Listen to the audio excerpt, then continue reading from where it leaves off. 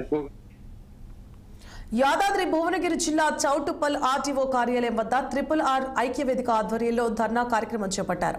బాధితులకు న్యాయం చేయాలంటూ డిమాండ్ చేశారు. RRR నుండి నేషనల్ హైవే 65 జాతీయ రహదారిపై 28 కిలోమీటర్ల పరిధిలో అలైన్మెంట్ చేయడం అన్యాయమన్నారు. ఇక రీజనల్ రింగ్ రోడ్డుతో చౌటుప్పల్ మున్సిపాలిటీ 2 భాగాలుగా విడిపోతుందని, ప్రాణం పోయినా RRRకి భూమి ఇవ్వమని బాధితులు ఖరాఖండిగా చెబుతున్నారు. భూమికి బహిరంగ మార్కెట్ విలువ కల్పించాలన్నారు. చిన్న సన్నకారు రైతులకు సంబంధించిన భూములు RRR వల్ల కోల్పోతున్నామన్నారు. స్థానిక మంత్రి, ఎమ్మెల్యే RRR సమస్యపై స్పందించాలని కోరారు. స్థానిక అధికారులు సర్వేకు రావద్దని కోరుతున్నామని, రైతులతో అధికారులు మాట్లాడి వారి సమస్యను పరిష్కరించే విధంగా చూడాలని కోరారు RRR బాధితులు. వినతి పత్రం ఇవ్వడానికి రావడం జరిగింది. అదేవిధంగా ధర్నా కార్యక్రమం చేపట్టడం జరిగింది. ఇప్పటికి పలుమార్లు కూడా ఒక 50 సార్లు కూడా ధర్నా చేసినాం. ప్రభుత్వం చలనం లేకుండా ఉంది.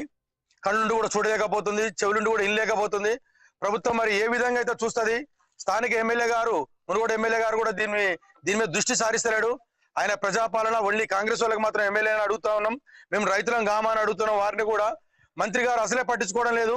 మరి మంత్రి గారు, సీఎం గారు పట్టించుకోవట్లేదు. సీఎం గారికి లోబడి పనిచేస్తా ఉన్నారా ఇల్లు, లేకపోతే ఫార్మా కంపెనీలకు లోబడి పనిచేస్తా ఉన్నారా?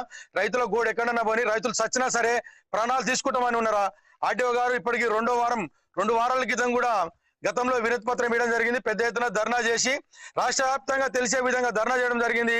అదే చౌటుప్పల్ ఏసీపీ గారు, సిఐ గారు ఆధ్వర్యంలో ధర్నా విరమించడం. ఆర్టీఓ గారు 2-3 రోజుల్లో మాకు కలెక్టర్ తోటి మాకు ఆల్రెడీ సమావేశం ఏర్పాటు చేస్తాం, మంత్రి గారితో ఏర్పాటు చేస్తున్నారు. చౌటుప్పల్